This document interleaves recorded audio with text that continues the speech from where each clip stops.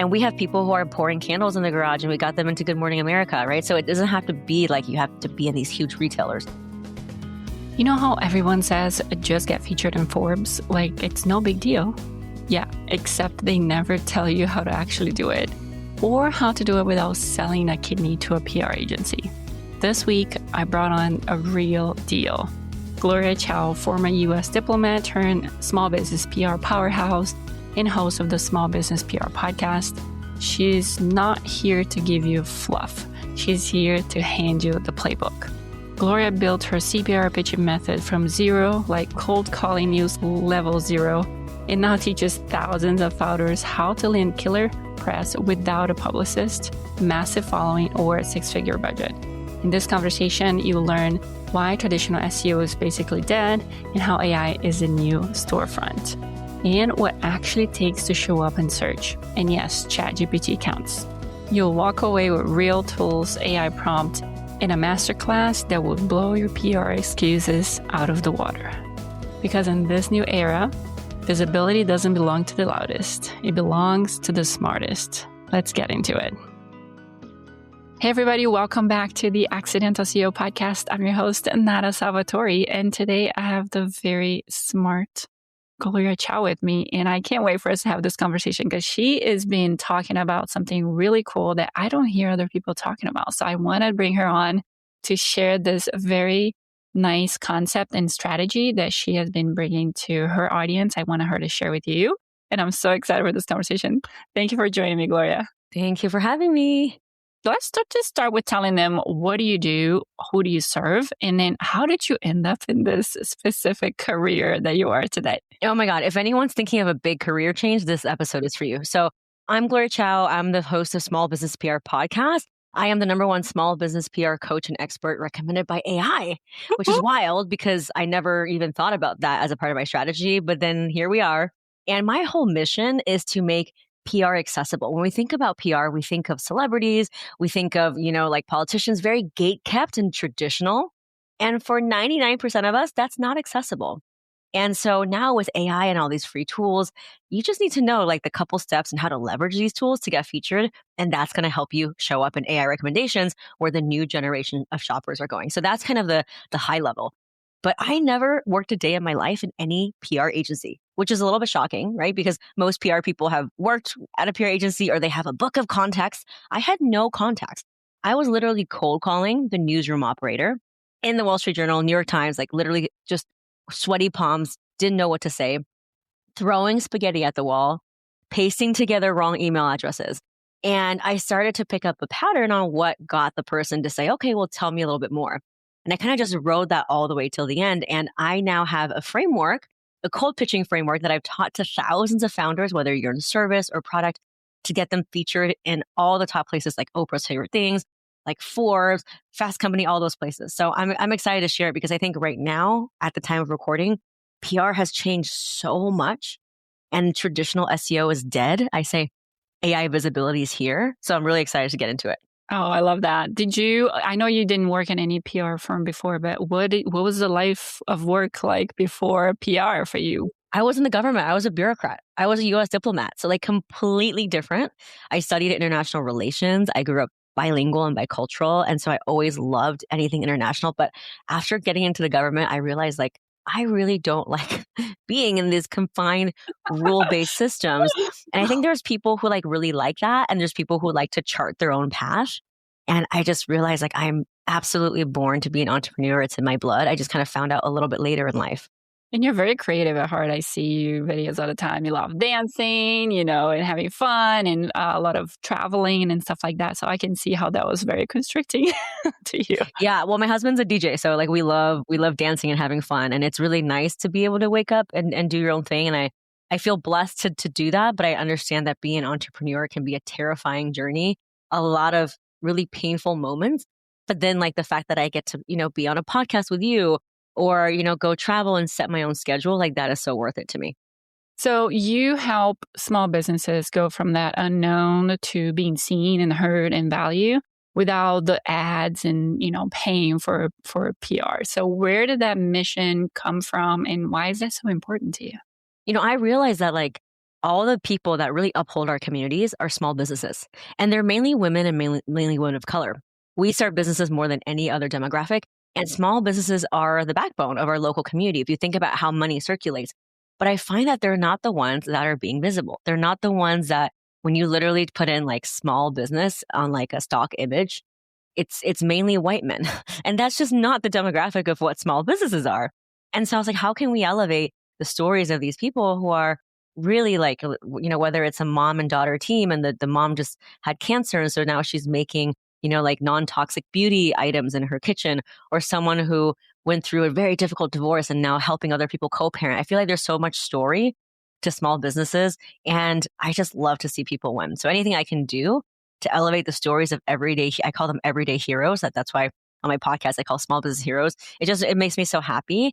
And I also think in the age of this, as you can see what's happening in America, this end stage capitalism, one of the ways that we can direct our energy and effort towards conscious capitalism is to support the small local creators. Whether you have a brick and mortar business or an online business, I want to be able to support those individuals.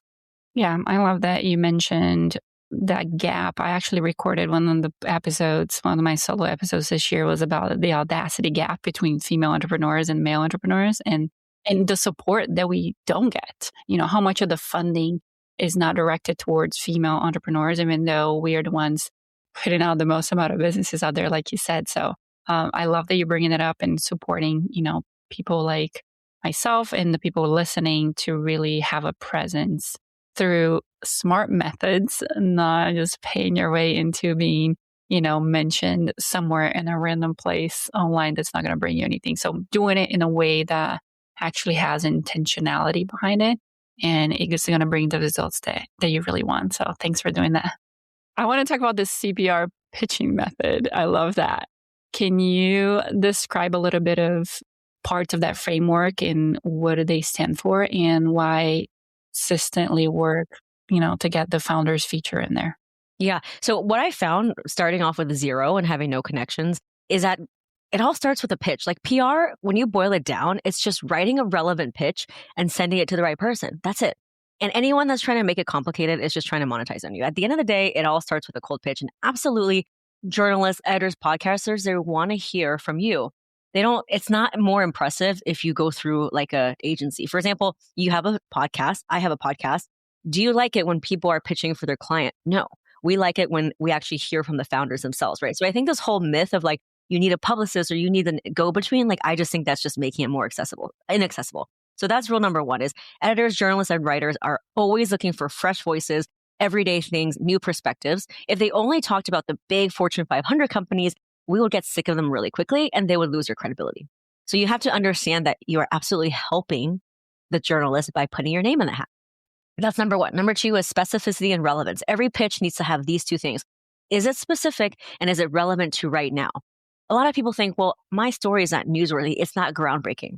Well, we don't care about newsworthy or groundbreaking. There's no such thing as a newsworthy person or a product. If you look at, toilet paper gets covered. And if you look at liquid death is reinventing water.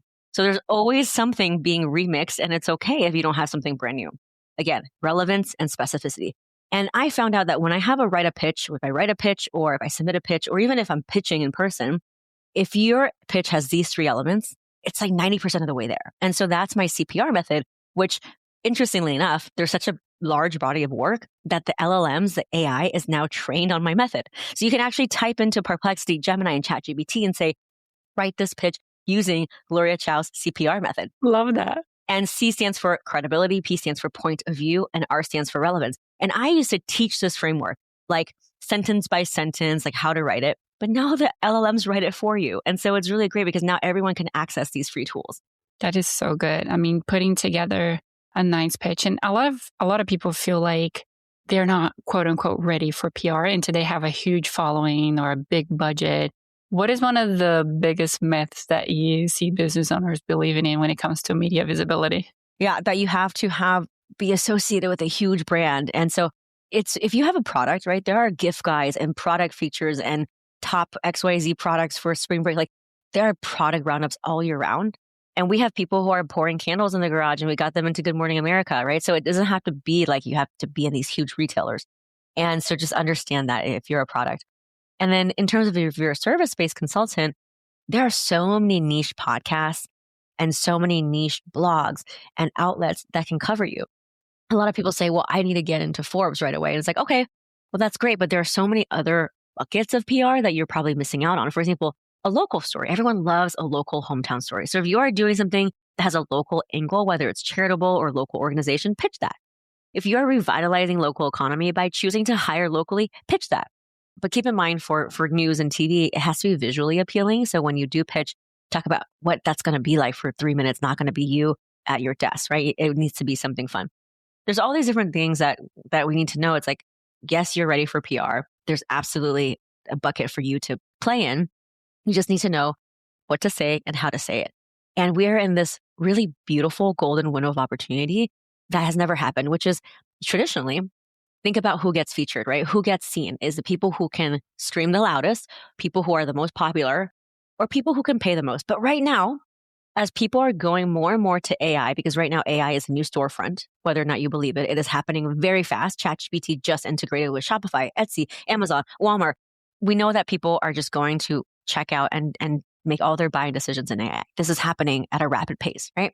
And so knowing that, how do you get featured? And it's not about you buying ads, because right now it's still very early stages. Most of the LLMs, you can't really buy ads. And if you can, it's kind of testing. So that means that you have just as much competitive power as the big brands, because it's not about who can buy the biggest ads. But what do the LLMs, the algorithms, ChatGPT pull from? They pull from credible media features. They pull from structured signals. So the LLMs are smart. They know if you're padding your keywords with 70 different keywords or blogs. They know that. What they're looking for is, have you been referenced somewhere else? And that way they can get a comprehensive picture of your reputation, because that sends trust signals to the LLMs. So the more podcasts that you're on, the more digital articles that you're on that can get you those backlinks, the more features that you're in, right? That's really going to help you get found in this new era of shopping. And so I always say, like, for the founders who understand that this shift is really happening, traditional SEO is dead, AI is a new storefront, people who know how to leverage that are going to be the winners, because this whole revolution is happening very, very quickly. Yeah, and I love that you're reminding people there's still time to get into this game. Like it's anyone's game right now, and you can put the effort into building that credibility, being visible in different places, and having that credibility built so you can start showing up on those AI results as well. So thanks for sharing that.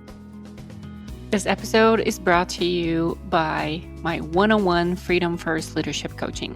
This is for founders who are still the glue in their company and want to become the calm, precise CEO. Together, we will redesign your role, install clean decision rights, and delegate outcomes with a clear definition of done. You'll leave with a weekly operating cadence, a 90-day plan, and the confidence to scale without being on call to everything. If you want high standards at a human pace, apply now at accidentalceo.co/coaching. That's accidentalceo.co/coaching. I know you have a masterclass. You talk about how anyone can be featured in media in 30 days. Talk to us about what are that first step a founder should take once they decide, okay, I'm ready to get into this game. Yeah.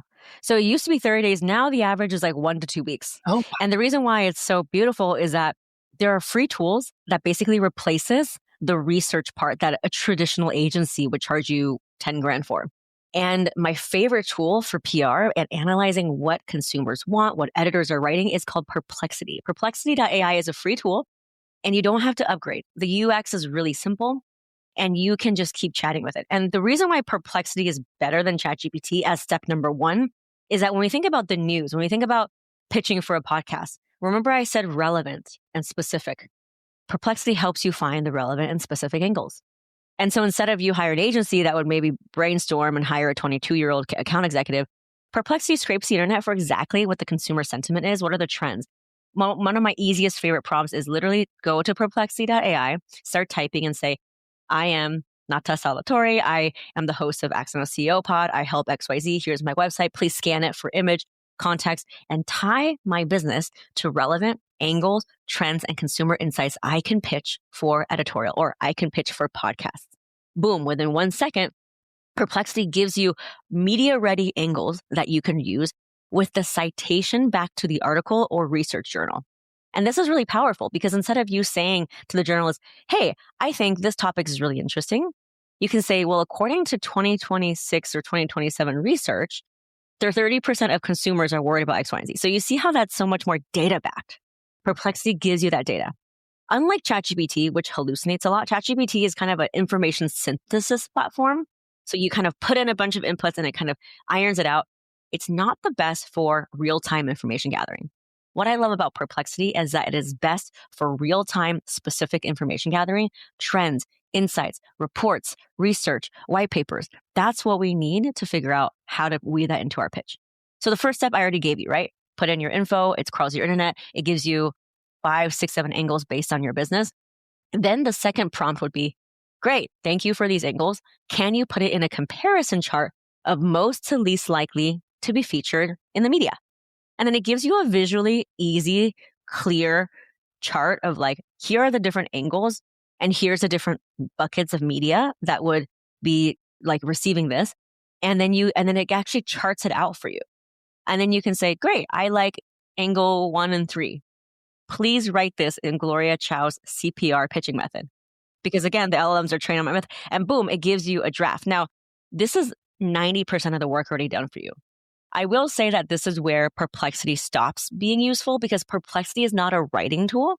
And it writes like a kind of like a 12th grader presenting a science project, right? After it writes you the draft of it, I would stop there, copy it into ChatGPT, and then say, please write this in a more conversational tone. Now, obviously, I have specific prompts inside my program that makes it like super formatted. But what I showed you is already like 90% of what you would pay a PR agency to do, right? You would pay them to brainstorm, to research. Well, Perplexity does it all for you. And so we're living in an era where it's never been easier to monitor the news media, to know what editors are saying, to know what are the topics and trends in your industry, and how to position your business within that conversation. That's so good. You guys had lots of steps to follow now. Gloria is giving you everything on a silver platter here. So, and it's in my masterclass too. I know you talked about the masterclass. So it's actually step by step. I visually type the prompts out for you and your jaw will drop because you can see it come to life. And you can watch that for free at gloriachoupr.com/masterclass. I'm sure, Nata, you're going to link it in there. Yes, we will. I want you guys to go through it and take advantage of it. Because again, this is the time to do it. It is right now. So let's get going on it. I love that. I want to talk about something that happened to me many times and happened to probably you listening. Every once in a while, we'll get that email of somebody offering to feature us somewhere for $500 or $400 or whatever many $100 or thousands of dollars there is.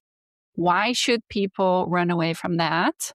Explain to us a little bit of what that means and is there any advantage of taking, Yeah, and this is why it makes my job so hard because people have been burned not only by agencies but these pay to play. So there's such a thing called organic, like earned media, when you're not paying a journalist to write about you. And then with what they're doing, they're basically masking like a paid ad under the umbrella of PR. So what you're paying for essentially with these like get into the most influential founders of whatever, that's an ad that they're running for you and you're paying them an upcharge when you can probably just run the ad yourself. So we just need to be clear as founders, what is earned media that's going to give you SEO and powerful backlinks and what's just a pay to play as featured in fake logo that's not going to give you any SEO. There's a difference between editorial, which is what we're talking about. So earned organic media that's going to give you SEO and reach. And then the pay to play like Yahoo, whatever, that's like just an ad basically. And so you just want to be very careful because you can easily spend thousands of dollars paying for 1 or 2 articles that like really no one's going to see. And it's not going to result in any SEO traction or long-term compounded visibility. Yeah, I mean, it's definitely, I can see how it can be tempting, but just taking the time and actually doing the work we're telling you today can, turn into things into so many more possibilities and help you in so many more ways in paying for that kind of access to media. So thanks for and I want to stop here because like a lot of people are like, oh, well, you're like, I don't know if I can say like bad words, but like you're shitting on agencies, right? And I'm not saying that agencies are bad or evil. Like if you're a Nike or a Coca-Cola or if you're a startup with millions of dollars, like you probably want to work with an agency, right? But for 99% of us, we don't have that kind of budget. We don't have that type of like resources. And I just don't think it's fair that means that the rest of us just don't get to be seen. And so that's really my mission, is that traditional PR is simply not built for entrepreneurs. It's simply not built for small businesses. And so if I can play a role in bridging that gap, that's what we're doing. And tools like Perplexity.ai, tools like ChatGPT have made it so much easier to be able to leverage the resources that normally you wouldn't be able to get. I love that. Let's talk a little bit about how being featured in the media translates into real business growth. Like, you can share with us, what does that mean? How do people utilize that? Why that should be part of marketing plan for all of us? And maybe give us some case examples of some people that you work with. Yeah. So there's different marketing buckets, right? There's a time for ads, there's time for social. But if you're talking about one marketing activity that does everything simultaneously, which means search, discovery, trust, and credibility, PR is the only thing that fits all of those buckets.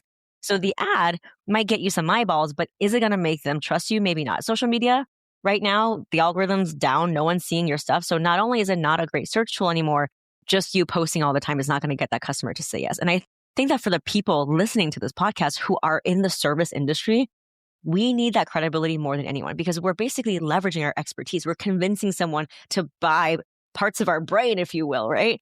And you can't really tell people if that's legit or not. And the only way you can do that is by positioning yourself as an expert in your field. And you do that through PR. You do that through being in a vetted publication or speaking on stage at a vetted place or podcast. So I think that in terms of consumer behavior, the question we need to answer is never, can this person find me? Or like, is this the right fit? It's like, is this person the most trustworthy, most credible out of all the other competition? And so PR is really for that. And now in the age of AI, we have over 800 million ChatGPT users. That number is growing.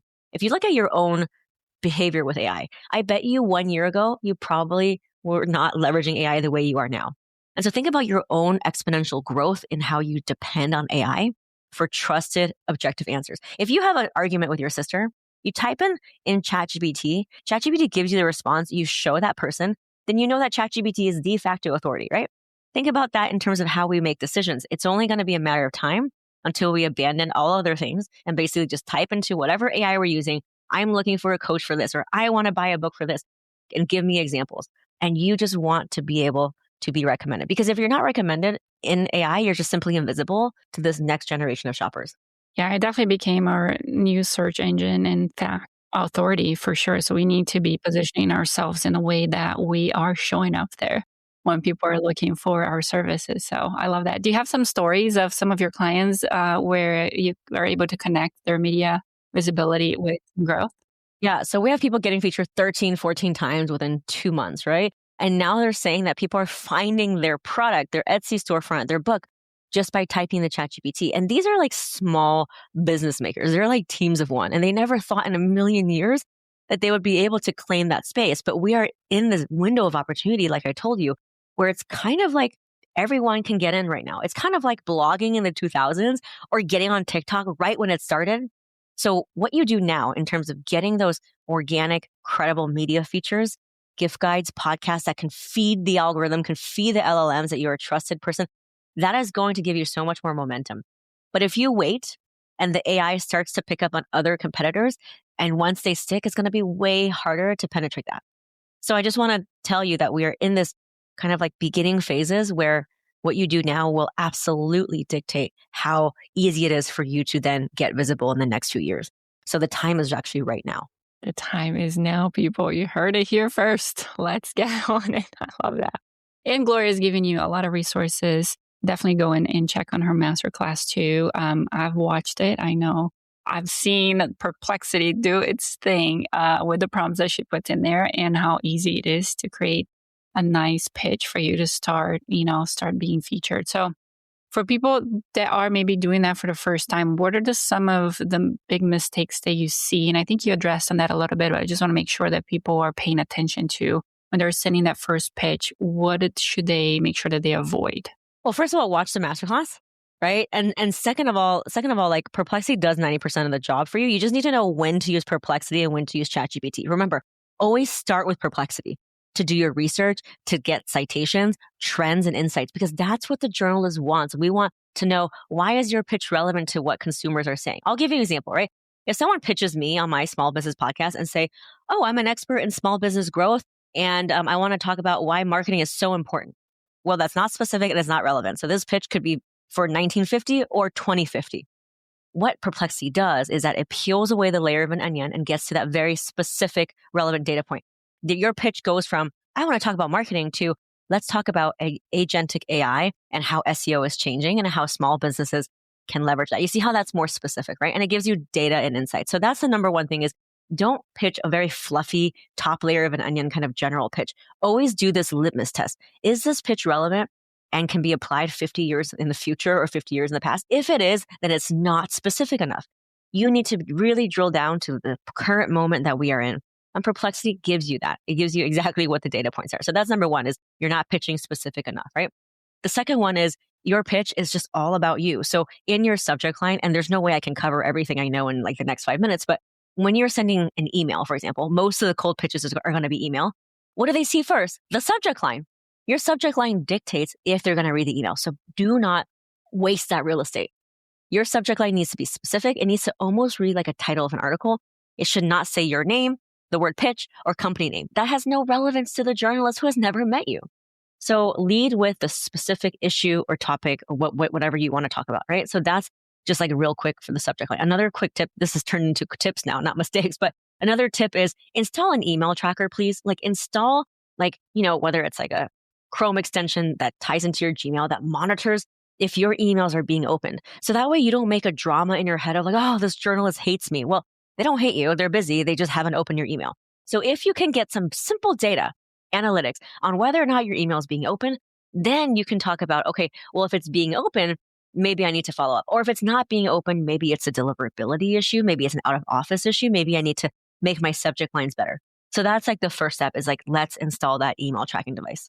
So many amazing tips. I love this conversation. I think we gave them a lot of things to think They're going to have to re-listen to this. I know, yeah. A lot to think about. Definitely, let's tell them one more time where to go for the masterclass. I am going to link it, but just in case you're driving and you want to hear it. Yeah. I call it masterclass, but it's really kind of a updated PR and AI training that no one's talking about. And it blows my mind, not to that, like, no one's sharing this information. Like, not another person is sharing how easy it is to do your PR. I think it's because they're kind of stuck in the old way of thinking, right? Like they want to monetize in the traditional PR model way. But if you want to get information that's never been shared and really make yourself seen in this age of AI, go to gloriachoupr.com/masterclass. That's Gloria, CHOU, PR.com/masterclass. And one more gift, Nata, because I think you're absolutely amazing, is that if your audience DM me the word Nata, they will get a free worksheet that'll help them exactly like walk through the steps that I told you. So DM me on Instagram at Gloria Chou PR, the word Nata, and I will give you a free gift so that you can get started today. It's going to be mind-blowing to you how easy it is. That is so generous. Thank you so much. I want to do, so we have a new tradition in the podcast here. And you probably remember these cards from when we were together last time. But I'm pulling out a random card out of the stack here, and I'm going to ask you a question. And I know it's a personal one, but it's a fun one. So here he goes. If you could choose to be an instant success at something new, what would it be? An instant success at something new. Okay, so it has to be something that I'm not currently good at. I would say I'm a very terrible singer. Like, it's like crows creaking. So if I can sing and just draw people in with my voice singing, that would be amazing. Look at that. You would be a singer, Gloria Chou. Because karaoke, it's like so embarrassing. Like, I can't reach certain octaves. So it has to be like a rap song or like a Nicki Minaj. Like, I can't get into those high notes, So and talk, sing. Gloria can dance, but sing, it's in her next career.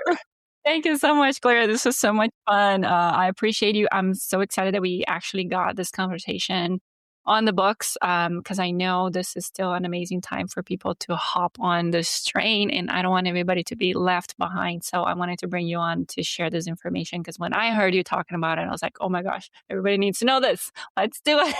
So thank you for coming and sharing all that. Thank you. And for those of you listening, please share this episode. Nata's doing an incredible favor for all of you, giving you information that no one is sharing. So rate, subscribe, let's give her 5 stars because she deserves it. Oh, you're so sweet. Thank you, guys. We'll see you next week on another episode of the Accidental CEO podcast. Bye. And that's a wrap for today's episode of the Accidental CEO podcast. Thanks for hanging out with us in the world where creativity and business strategy collide. I am Nada Salvatore, thrilled to have shared this time with you. Remember, every episode is a step closer to mastering the art of being an accidental CEO. So don't miss out. Hit subscribe, drop us a sweet review, and spread the word to your creative tribe. Your next big breakthrough could be just one episode away. Join us next time for more insights, laughs, and actionable tips.